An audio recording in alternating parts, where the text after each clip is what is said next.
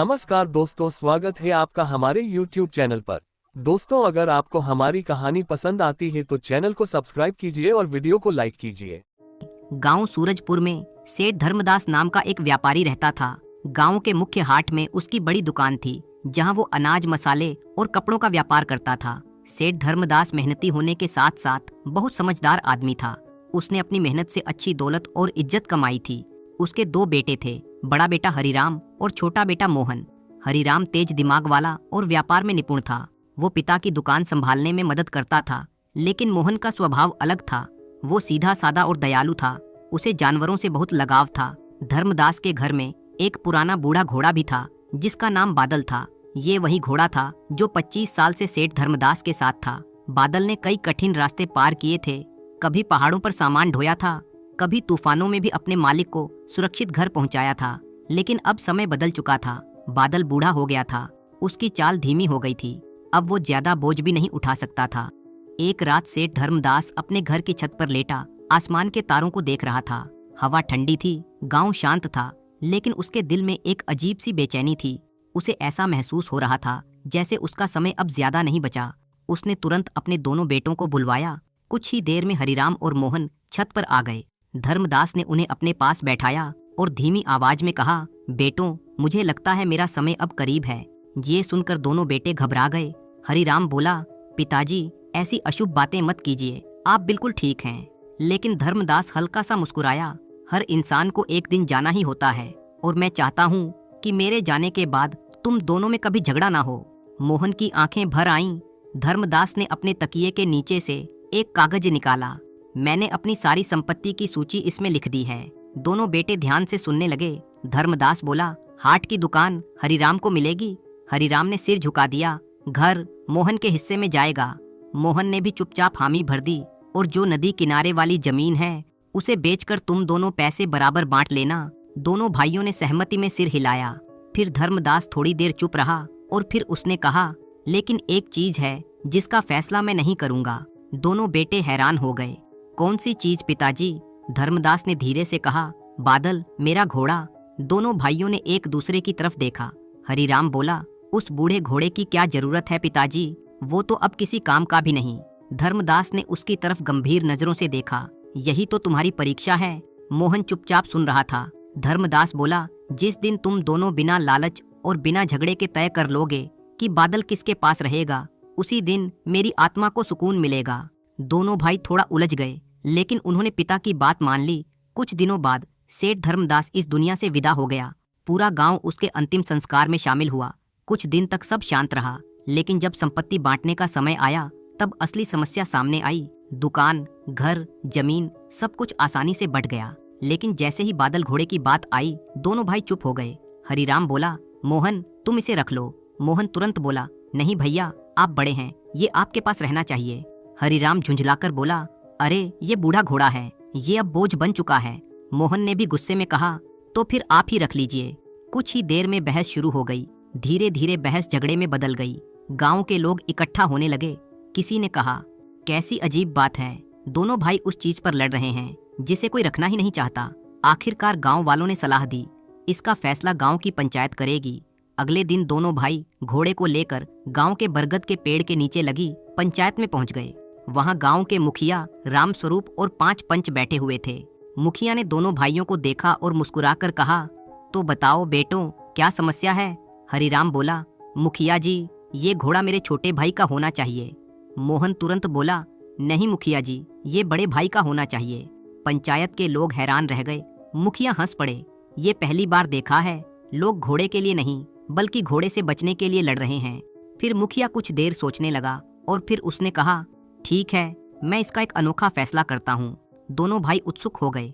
मुखिया बोला, ये घोड़ा उस भाई को मिलेगा जो ये साबित करेगा कि ये घोड़ा उसके लिए बोझ नहीं बल्कि जिम्मेदारी है। दोनों भाई हैरान रह गए।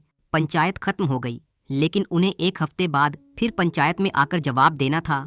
उस रात जब पूरा गांव सो रहा था, मोहन आंगन में गया और बादल घोड़े के पास बैठ गया। उसने धीरे से कहा, बादल, काश तुम बोल पाते और हमें बता पाते कि पिताजी ने तुम्हें क्यों छोड़ा। ठंडी हवा चल रही थी और उसी रात मोहन को एक अजीब सपना आया। सपने में उसने अपने पिता धर्मदास को देखा। धर्मदास मुस्कुरा रहे थे और उन्होंने कहा, जिसे तुम बोझ समझते हो कभी कभी वही तुम्हारी किस्मत बदल देता है। मोहन अचानक जाग गया। सुबह होने वाली थी और उसे पहली बार लगा कि शायद बादल सिर्फ एक घोड़ा नहीं बल्कि एक रहस्य है। अगली सुबह सूरजपुर गांव में हल्की हल्की धूप फैल रही थी। मुर्गों की आवाजें आ रही थीं और लोग अपने अपने काम में लग चुके थे। मोहन अब भी रात वाले सपने के बारे में सोच रहा था। क्या वो सच में सपना था या उसके पिता उसे कोई इशारा दे रहे थे? उधर हरिराम इन सब बातों पर विश्वास नहीं करता था।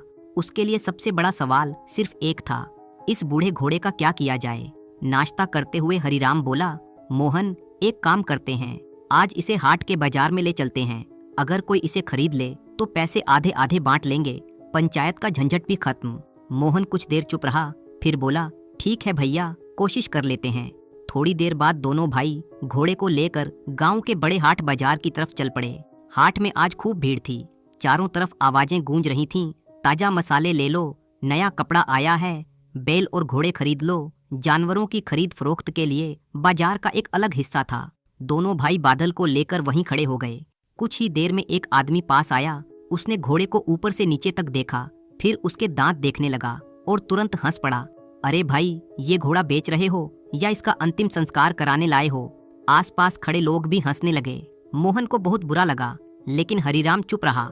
थोड़ी देर बाद दूसरा व्यापारी आया। उसने घोड़े की टांगें दबाकर देखी, फिर सिर हिलाकर बोला, ये तो इतना कमजोर है कि आधी बोरी भी नहीं उठा पाएगा। तीसरा आदमी बोला, अगर ये घोड़ा बोल सकता तो शायद खुद ही कह देता कि मुझे आराम करने दो।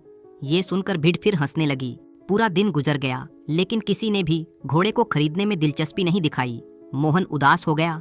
उसने बादल के सिर पर हाथ फेरते हुए धीरे से कहा, तुमने पिताजी की 25 साल सेवा की और आज लोग तुम्हारा मजाक उड़ा रहे हैं। शाम ढलने लगी, तभी एक चालाक व्यापारी उनके पास आया।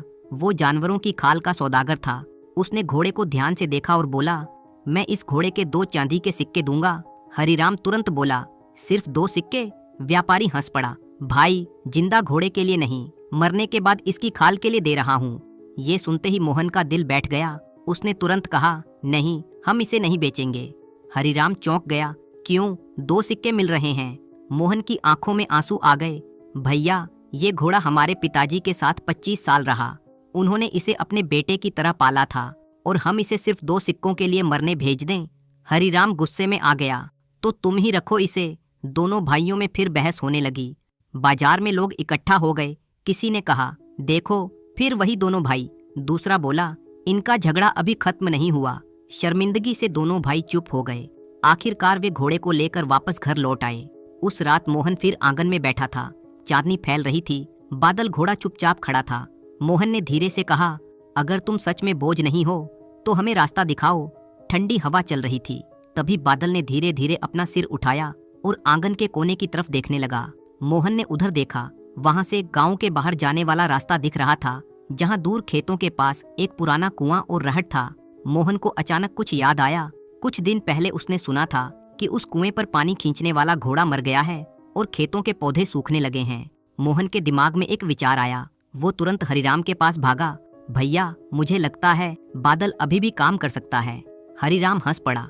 ये बूढ़ा घोड़ा? मोहन बोला, कुएं की रहट घुमाने के लिए। हरिराम पहले तो चुप रहा, फिर बोला, अगर ये काम कर गया तो हमें रोज कुछ पैसे मिल सकते हैं। अगली सुबह दोनों भाई बादल को लेकर गांव के बाहर उस पुराने कुएं की तरफ चल पड़े। वहां एक बूढ़ा माली रहता था, जिसका नाम था रामू काका। रामू काका अपने सूखते हुए बाग को देखकर परेशान थे। उन्होंने घोड़े को देखा और सिर हिलाया। बेटा, ये घोड़ा तो खुद चलने से थका हुआ लगता है। मोहन बोला, काका, बस एक मौका दे दीजिए। रामू काका कुछ देर सोचते रहे, फिर बोले, ठीक है, आज के लिए कोशिश कर लो। दोनों भाइयों ने घोड़े को रहट के पास बांधा। हरिराम मन ही मन सोच रहा था, ये बिल्कुल नहीं चलेगा। लेकिन तभी मोहन ने धीरे से घोड़े के कान में कहा, बादल, अब हमारी इज्जत तुम्हारे हाथ में है।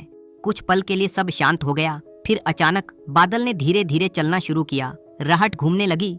कुएं से पानी ऊपर आने लगा और नालियों में पानी बहकर पूरे बाग में फैल गया। रामू काका की आंखें फटी रह गईं। हरिराम भी हैरान था। पूरा दिन बादल धीरे धीरे चलता रहा। शाम होते होते पूरा बाग पानी से भर गया। रामू काका खुश होकर बोले, बेटों, ये घोड़ा बूढ़ा जरूर है, लेकिन दिल से बहुत मजबूत है। फिर उन्होंने कहा, अगर तुम रोज इसे यहाँ लाओ तो मैं तुम्हें आधा चांदी का सिक्का रोज दूंगा। दोनों भाइयों की आंखों में चमक आ गई, लेकिन उन्हें अभी नहीं पता था कि ये बूढ़ा घोड़ा सिर्फ उनकी गरीबी नहीं, उनकी किस्मत भी बदलने वाला था। अगले ही दिन से हरिराम और मोहन की जिंदगी का नया दौर शुरू हो गया। सुबह होते ही मोहन घोड़े को लेकर गांव के बाहर वाले कुएं पर पहुंच जाता। वहां राहट से पानी खींचा जाता और पूरा बाग सींचा जाता। पहले दिन के बाद रामू काका को भी यकीन नहीं था कि बूढ़ा घोड़ा इतना काम कर पाएगा, लेकिन बादल ने सबको चौंका दिया। वो धीरे धीरे मगर लगातार चलता रहा। राहट घूमती रही, कुएं से पानी निकलता रहा और बाग के सूखते पौधों में फिर से जान आने लगी। कुछ ही दिनों में बाग का रंग बदल गया। जो पौधे सूखने लगे थे वे फिर से हरे भरे हो गए। रामू काका रोज शाम को खुश होकर मोहन को आधा चांदी का सिक्का देते। उधर हरिराम अपनी दुकान पर मेहनत करने लगा। अब बादल कभी कभी दुकान का सामान भी ढो देता था। धीरे धीरे दोनों भाइयों की हालत सुधरने लगी, लेकिन एक और अजीब बात होने लगी। जो घोड़ा पहले कमजोर लगता था, अब वो पहले से ज्यादा मजबूत और तंदुरुस्त दिखने लगा। एक शाम हरिराम ने हैरानी से कहा, मोहन, क्या तुमने ध्यान दिया है? ये घोड़ा पहले से ज्यादा ताकतवर लगने लगा है। मोहन मुस्कुराया, भैया, शायद इसलिए कि अब इसे लग रहा है कि ये किसी काम का है। हरिराम कुछ देर चुप रहा। उसे पहली बार एहसास हुआ कि शायद उसने इस घोड़े को गलत समझा था। लगभग 2 हफ्ते गुजर गए। एक दिन अचानक बाग में हलचल मच गई। रामू काका घबराए हुए भागते हुए आए। अरे मोहन, जल्दी आओ। मोहन ने पूछा, क्या हुआ काका? रामू काका बोले, आज बाग के मालिक शहर से वापस आ रहे हैं। थोड़ी ही देर में एक शानदार घोड़ा गाड़ी बाग के सामने आकर रुकी। उससे एक अमीर आदमी उतरा। उसका नाम था ठाकुर भानु प्रताप। वो इस पूरे बाग का मालिक था। उसने चारों तरफ नजर घुमाई। हरे भरे पौधे देखकर वो खुश हो गया। रामू, इस बार तो बाग पहले से ज्यादा अच्छा लग रहा है। रामू काका मुस्कुराए, मालिक, ये सब 2 भाइयों और उनके घोड़े की मेहनत का कमाल है। ठाकुर ने भौहें चढ़ाई। कौन से भाई? रामू काका ने मोहन और हरिराम की तरफ इशारा किया। दोनों भाई आगे आए। ठाकुर की नजर अचानक बादल घोड़े पर पड़ी। वो कुछ पल तक उसे ध्यान से देखता रहा। फिर अचानक उसका चेहरा बदल गया। वो जोर से बोला, ये घोड़ा। सब चौंक गए। ठाकुर घोड़े के पास गया और उसके कान को ध्यान से देखने लगा।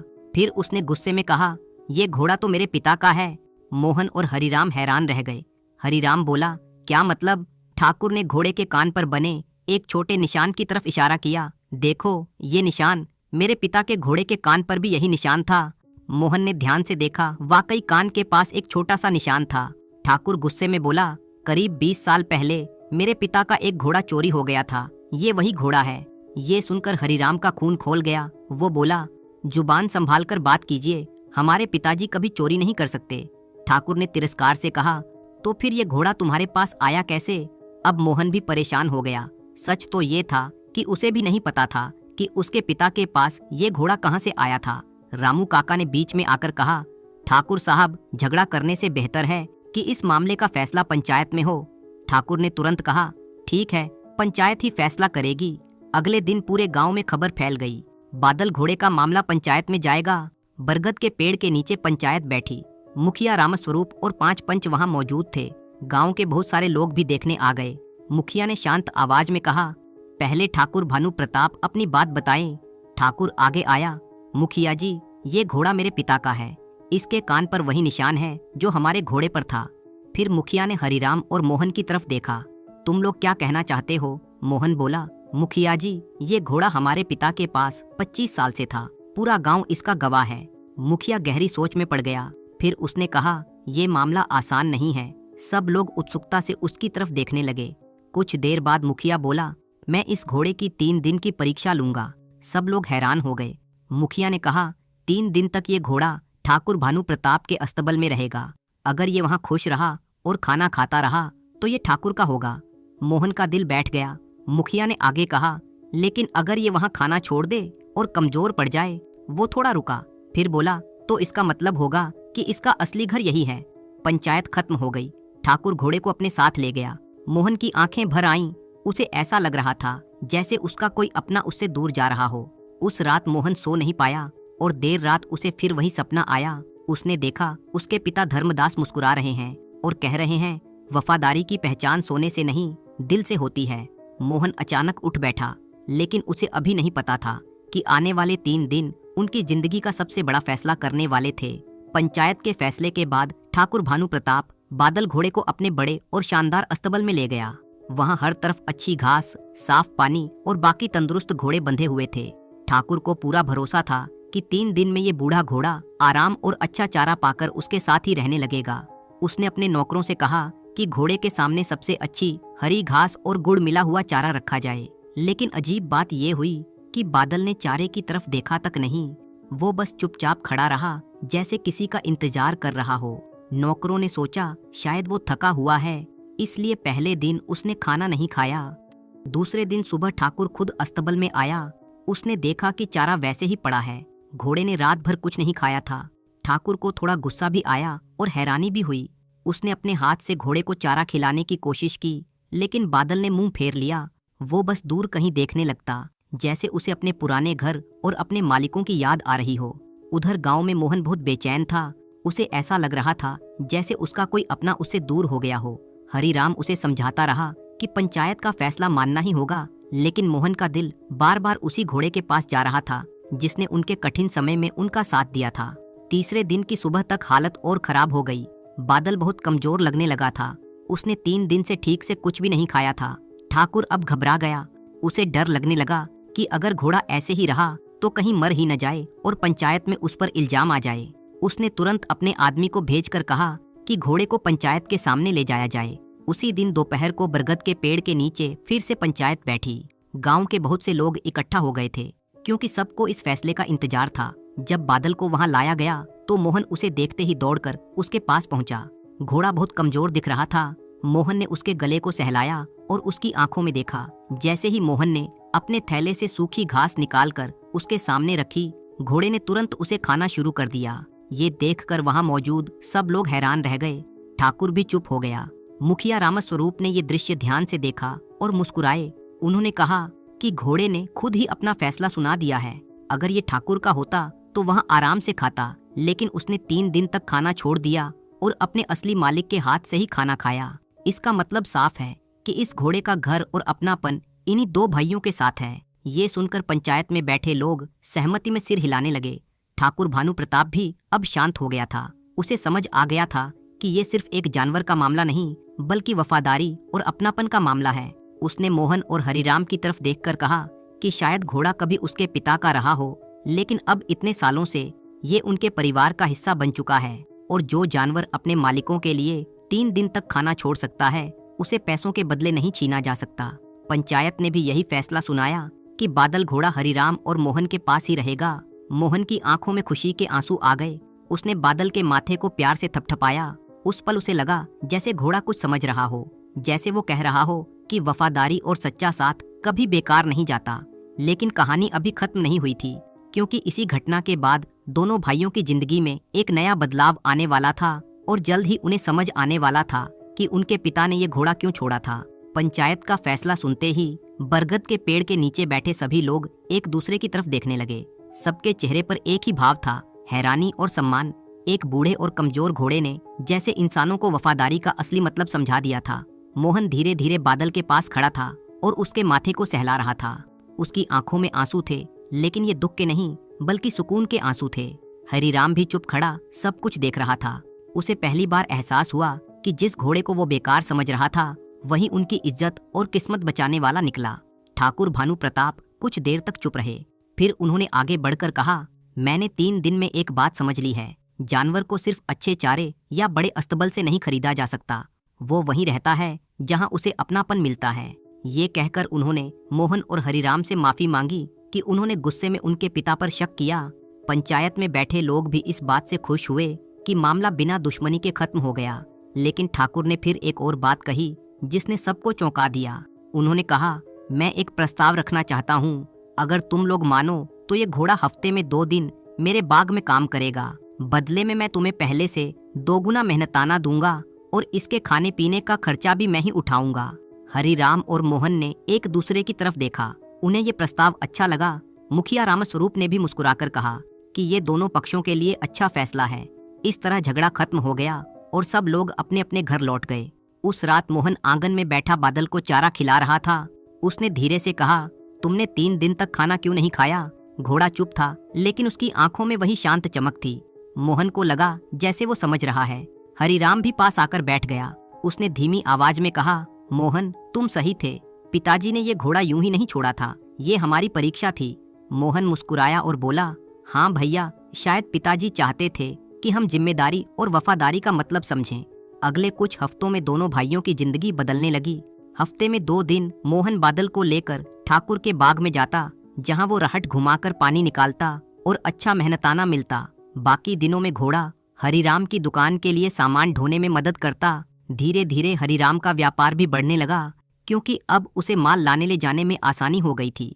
आश्चर्य की बात यह थी कि बूढ़ा घोड़ा, जो कभी कमजोर दिखता था, अब पहले से ज्यादा तंदुरुस्त और चुस्त लगने लगा था।